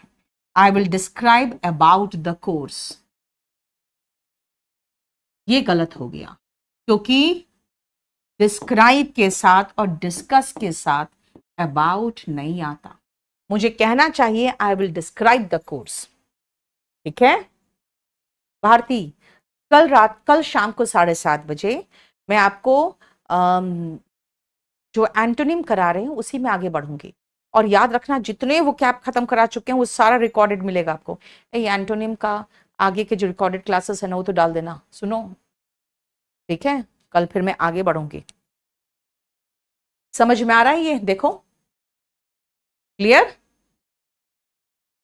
ये ऐसे वर्ब्स थे जिनके साथ कोई भी प्रेपोजिशन नहीं आता, और खासकर हैप्पी, मुदली, अरे बाबा, तुम्हारा नाम भी बहुत डिफिकल्ट है। इनके साथ कोई प्रेपोजिशन नहीं आता एक्टिव वॉइस में, ठीक है। चलो चलो, इतना ही आज रहने दो।